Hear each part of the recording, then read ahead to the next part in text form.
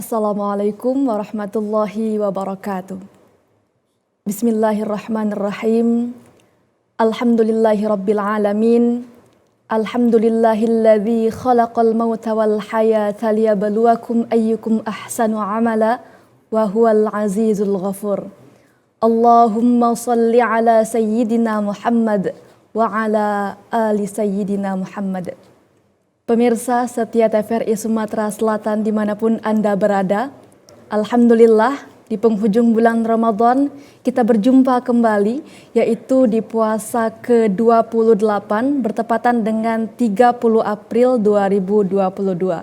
Semoga kita semua selalu Allah ridhoi untuk menuai hikmah dan berkah di bulan suci Ramadan. Pemirsa, meraih ridho Allah Subhanahu wa Ta'ala adalah tujuan yang paling tertinggi dan paling teragung, bahkan tujuan bagi para penghuni syurga. Sebagaimana Allah Subhanahu wa Ta'ala berfirman pada potongan Quran surah At-Taubah ayat 72. A'udzubillahi minasyaitonirrajim. Wa ridwanum minallahi akbar. Dzalika huwal fawzul azim. Penggalan ayat ini memaknai bahwa ketika kita telah meraih ridha Allah Subhanahu wa Ta'ala, maka seolah kita terlepas dari belenggu jasmani, dari beban dan juga dari kekerasan duniawi. Oleh karena itu, bagaimana caranya agar kita dapat meraih ridha Allah Subhanahu wa Ta'ala? Sebagaimana tema yang kita pilihkan hari ini, yaitu rambu-rambu untuk meraih ridho Allah Subhanahu wa Ta'ala. Dan nanti akan diuraikan oleh narasumber kita, yaitu Al-Ustadz Zainal Umari. Assalamualaikum Ustadz. Assalamualaikum warahmatullahi wabarakatuh. Apa kabarnya Ustadz? Sehat? Alhamdulillah. Sehat, mudah-mudahan afiat. Amin, alhamdulillah. Tema kita hari ini mengenai rambu-rambu untuk meraih ridho Allah Subhanahu wa Ta'ala, Ustadz, ya. Masya Allah. Jadi kalau kita maknai, kalau kita telah meraih ridho Allah, maka itu merupakan suatu nikmat yang sangat luar biasa, Ustadz, ya. Masya Allah. Nanti kita akan membahas lebih lanjut tema ini, Ustadz. Namun sebelum itu kita mendengarkan pembacaan ayat suci Al-Quran terlebih dahulu yang akan dibacakan oleh Qori Saudara Abi Kuhafa, membacakan Quran surah An-Nisa ayat 114 sampai 115. Kepadanya disilahkan.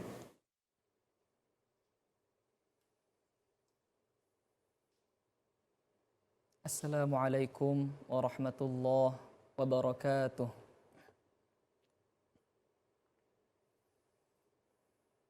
أعوذ بالله من الشيطان الرجيم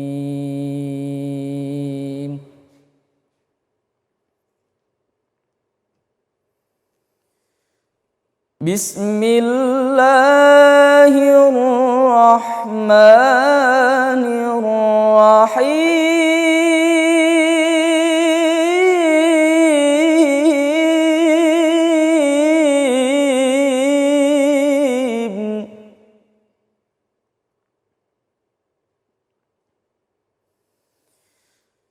لا خير في كثير من نجواهم إلا من أمر بصدقة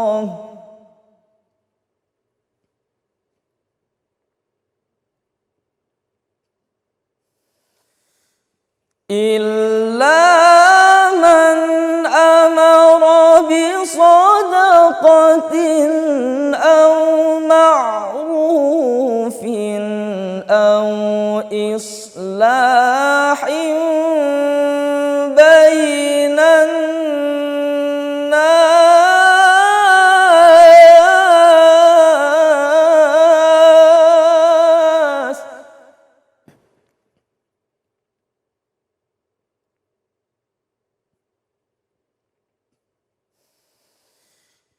ومن يفعل ذلك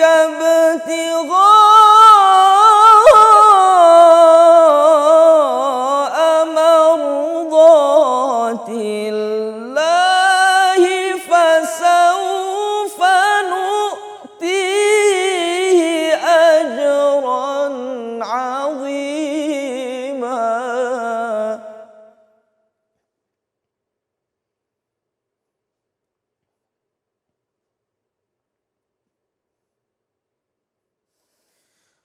ومن يشاقق الرسول من بعد ما تبين له الهدى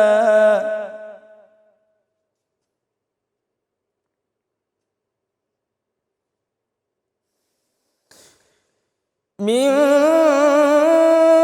بعد ما تبين له الهدى ويتبع غير سبيل المؤمنين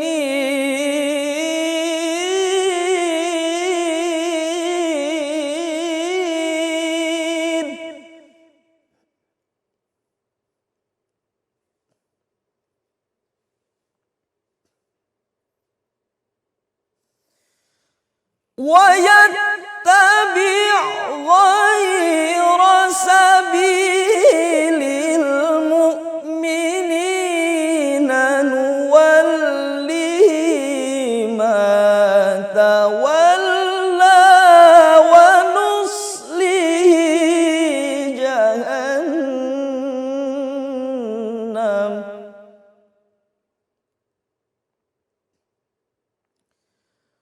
وساءت مصيرا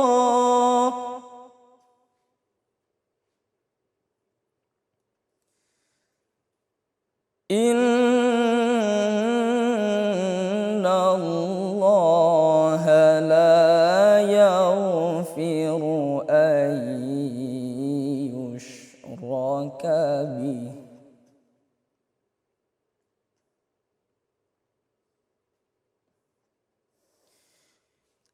أن يشرك به ويغفر ما دون ذلك لمن يشاء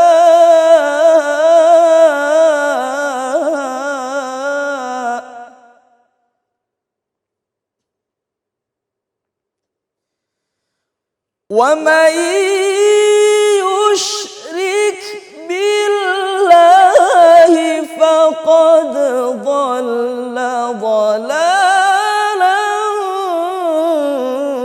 بعيدا ومن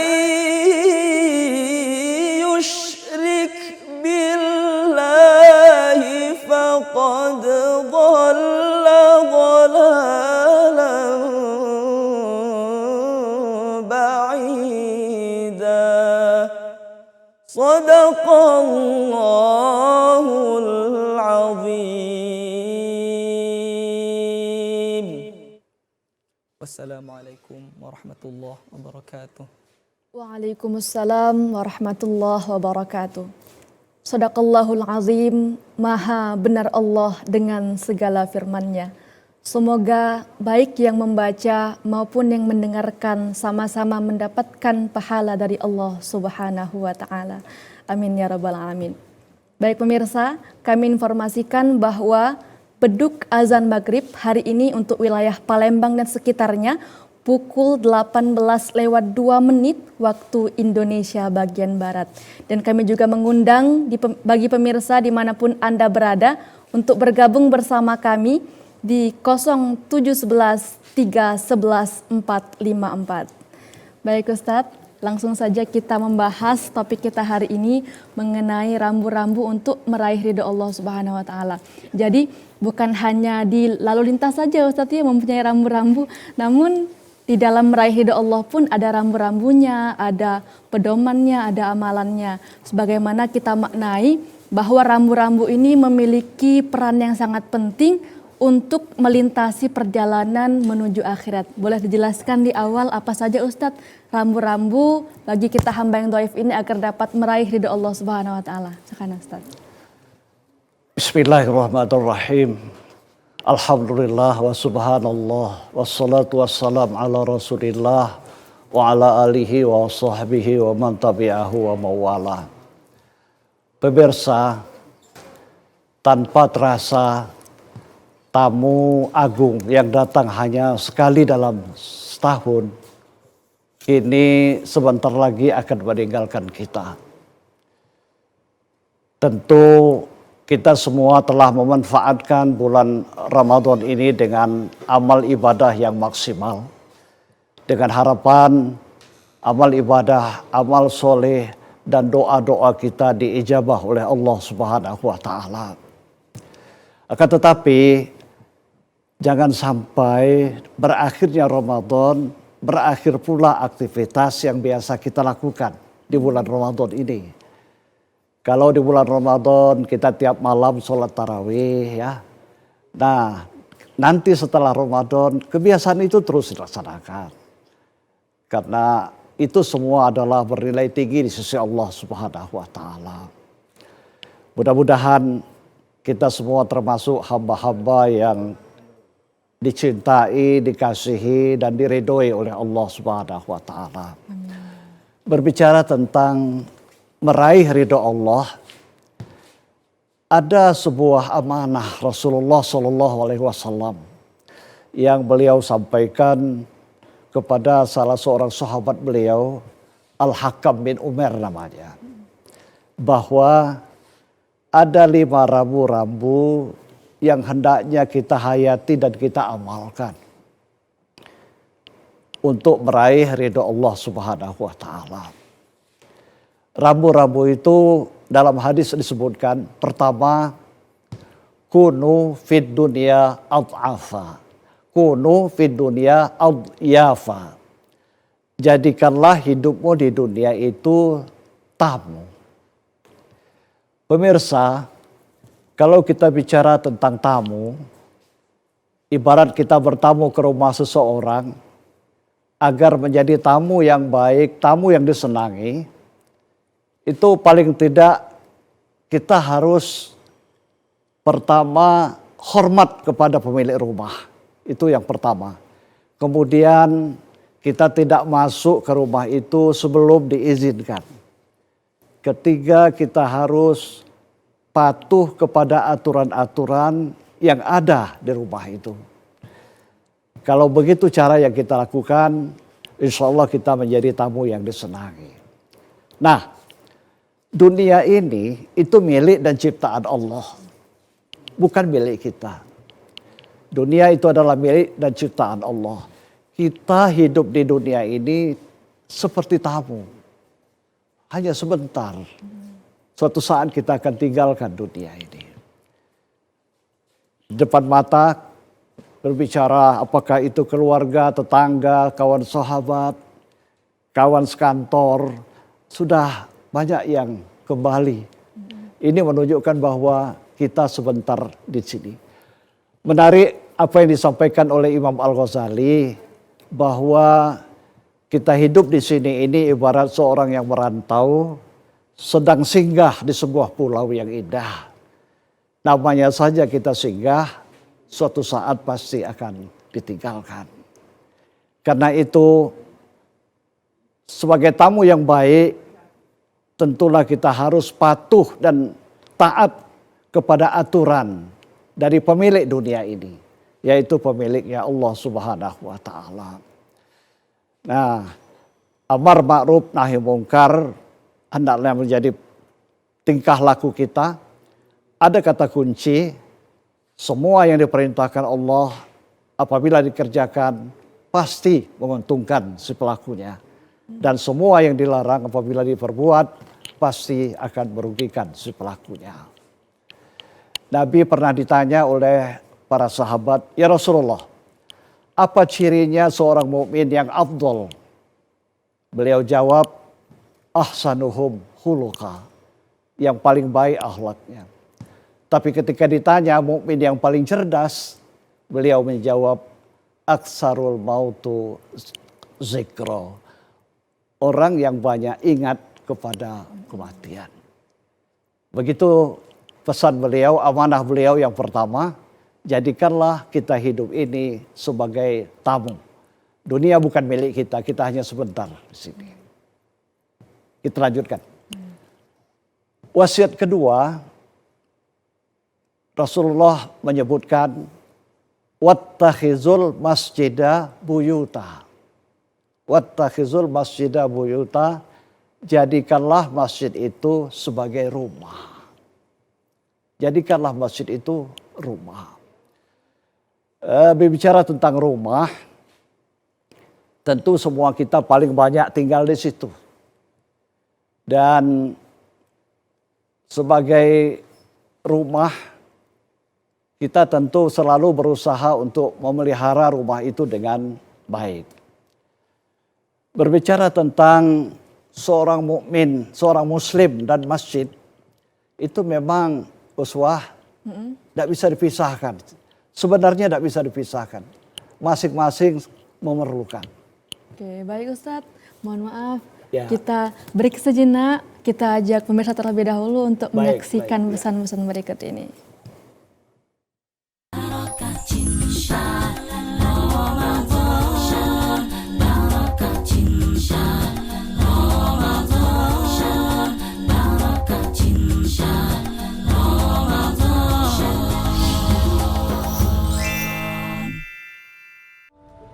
Pak, cobaannya Pak.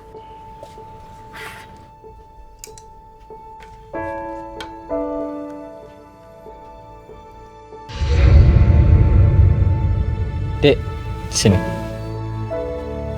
Kamu mau pilih yang mana? Terima kasih ya Pak.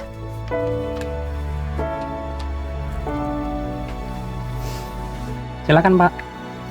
Selamat siang Pak. Selamat siang, ini saya tabung ya Mas? Baik Pak.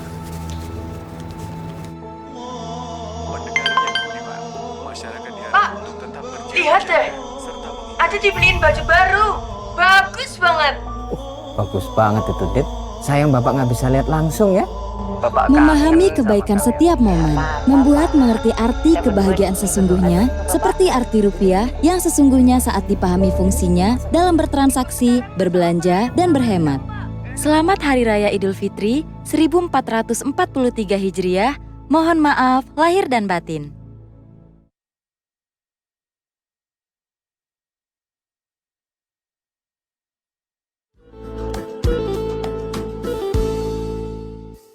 Assalamualaikum warahmatullahi wabarakatuh. Marhaban ya Ramadan. Kami pegawai TPRI Sumatera Selatan mengucapkan selamat menunaikan ibadah puasa.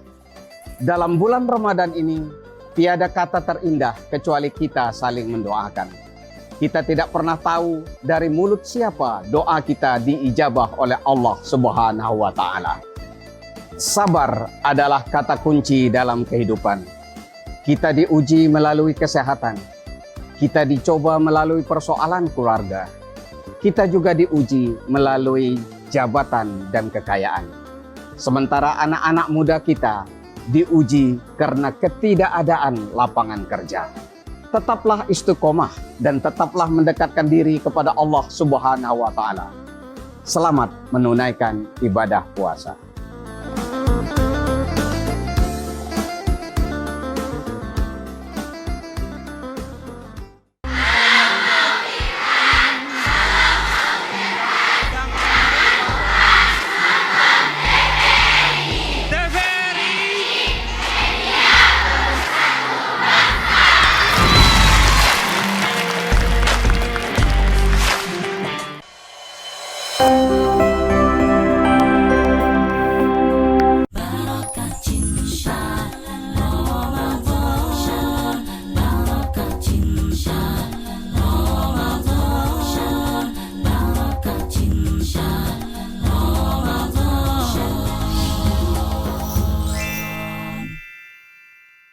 Pemirsa, kembali lagi bersama kami di Hikmah Ramadan, tentunya dengan tema rambu-rambu untuk meraih ridho Allah Subhanahu wa taala. Kami ingatkan kembali, kami tunggu nih masih informasi bagi pemirsa yang mau bergabung bersama kami di 0711 311 454. Baik Ustadz, kita lanjutkan kembali. Tadi ada 5 rambu-rambu Ustadz ya. Yang pertama yaitu jadikanlah hidup di dunia ini sebagai tamu, karena yang maharaja itu hanya Allah Subhanahu wa taala. Lalu yang kedua tadi yaitu jadikanlah masjid sebagai rumah. Boleh Ustadz dilanjutkan. Jadi kita teruskan, antara umat Islam dan masjid itu memang tidak bisa dipisahkan. Kalau boleh kita misalkan seperti ikan dengan air gitu ya. Ikan kalau tidak berada dalam air bahaya. Air juga kalau tidak ada ikan menjadi tidak bernilai ya, kurang bernilai. Karena itu umat Islam dan masjid itu tidak bisa dipisahkan. Ini barangkali mengapa sampai Nabi katakan jadikanlah masjid itu sebagai rumah. Nah, ada satu ungkapan yang agak ganjil tapi sulit dibantah ya. Bahwa ada sebagian orang itu kalau bepergian kemana-mana mereka senang ya. Mengeluarkan biaya yang tidak sedikit, waktu lama, resikonya tinggi. Tapi mereka senang. Tapi ketika mau pergi ke masjid, ada di antaranya yang berat. Kadang-kadang rumah dekat masjid pun jarang datang ya. Nah, ini ada tanda tanya apa? Padahal masjid itu hendaknya menjadi seperti rumah kita. Sehubungan dengan itu, sesuai dengan amanah Rasulullah SAW, tentu orang yang rajin datang ke masjid itu disebut oleh Nabi, itulah ciri orang yang benar-benar beriman.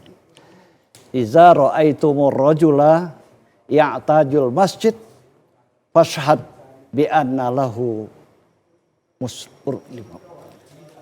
Apabila kamu melihat seorang yang rajin datang ke masjid, maka saksikanlah bahwa sesungguhnya orang itu adalah orang-orang yang beriman. Jadi itu ciri orang yang beriman adalah orang yang rajin datang ke masjid. Itu rambu yang kedua. Yang ketiga, wa'awidu qulubakumur riqqah. Biasakanlah hatimu lembut. Biasakan hatimu lembut. Pemirsa, hati menentukan baik buruknya seseorang. Awal dari kegiatan terletak pada hatinya. Hati orang yang baik itu biasanya yang dia lakukan yang baik-baik. Hatinya tidak terima kalau melakukan yang sebaliknya, yang tidak baik. Rasulullah SAW bersabda dalam salah satu hadis, Innallaha la yanzuru ila ajsabikum. Allah itu tidak melihat tubuh kamu, jasad kamu. Apakah ganteng, apakah gagah, apakah cantik ya. Itu tidak menjadi perhatian Allah. Wala suwarikum, juga tidak melihat pakaian kamu. Walakin yanzuru ila qulubikum, tapi yang dilihat Allah hatimu. Karena itu hati kita harus ditata supaya jangan berhati kasar, berucap yang tidak menyenangkan. Karena itu semua adalah bertentangan dengan ajaran-ajaran agama. Sampai dalam Al-Quran Allah berfirman menyindir orang yang keras hatinya. Walau kunta fazzan ghalizal qalb lan faddu min haulik. Kalau kamu bersikap kasar, kamu akan dijauhi oleh atau kan di sekelilingmu akan menjauh dari dirimu. Jadi kita itu harus memperbaiki di dalam dulu Ustaz ya, daripada casing di luar. Ada lagi uswah ya. Ala fa inna fil jasadi mudghah idza salahat salahal jasadu kulluh wa idza fasadat fasadal jasadu kulluh. Ala wahiyal qalbu. Ketahuilah dalam dirimu itu ada segumpal darah, baik dia baiklah dirimu, seluruhnya buruknya buruk pula seluruh tubuhmu. Karena itu orang yang hatinya lembut, kemanapun dia berada dia akan disenangi oleh orang. Orang yang berhati lembut, kalau diberi nasihat, dia mudah terima. Mudah menerima. Lihat saja kalau orang yang mudah dinasihati, menurut, itu tanda hatinya lembut. Itu yang disenangi. Hati yang keras biasanya sulit untuk diberi nasihat. Apalagi orang yang hati lembut, itu biasanya mudah menerima petunjuk-petunjuk Allah Subhanahu wa Ta'ala. Itu 3 wasiat, 3 amanah yang disampaikan oleh Rasulullah Sallallahu Alaihi Wasallam. Ada 2 lagi. Amanah beliau kepada Al-Hakam bin Umar yang disampaikan kepada Hakam itu. Yang keempat adalah aksiru tafakkuri wal baka. Aksiru tafakkuri wal baka. Perbanyaklah tafakur dan menangis. Perbanyak tafakur dan menangis. Pemirsa, tafakur, merenung dosa dan kesalahan yang pernah kita lakukan. Kita tidak ada yang tidak pernah berbuat salah, tidak ada yang tidak berdosa. Setahu saya uswatul hasanah yang tidak berdosa itu di dunia ini hanya 3 macam, 3 kelompok. Pertama Nabi dan Rasul, itu maksum, terpelihara. Kedua anak yang meninggal sebelum balik, belum balik dia meninggal, belum berdosa. Yang ketiga barangkali juga belum berdosa adalah orang yang meninggal setelah balik, tapi belum sempat menunaikan kewajiban, meninggal. Misalnya dia meninggal, baliknya jam 7 pagi. Tapi jam 7.10 menit meninggal. Belum sempat menunaikan kewajiban. Barangkali juga termasuk orang yang belum berdosa. Selain itu, rasanya semua kita tidak ada yang luput dari yang namanya berbuat dosa dan kesalahan. Nah, karena itu beliau memberikan amanah agar orang yang mukmin, orang muslim itu hendaknya selalu tafakur, mengenang, mengingat dosa-dosa yang pernah dilakukan dan menyesali. Menyesali perbuatan dosa itu, bertekad tidak akan mengulangi lagi, memohon ampun kepada Allah Subhanahu wa Ta'ala. Itu pesan yang ketiga dari beliau, amanah yang keempat ya. Nah, pemirsa, sehubungan dengan itu, yang sering kita lihat dan banyak terjadi, itu orang banyak menangis kalau ada keluarganya meninggal. Biasa itu kalau ada keluarga meninggal, menangis. Ada juga yang menangis karena hartanya berkurang. Wah, Menangis sedih karena dia. Padahal kadang-kadang tidak seberapa yang berkurang itu. Ada juga yang menangis karena rumahnya terbakar.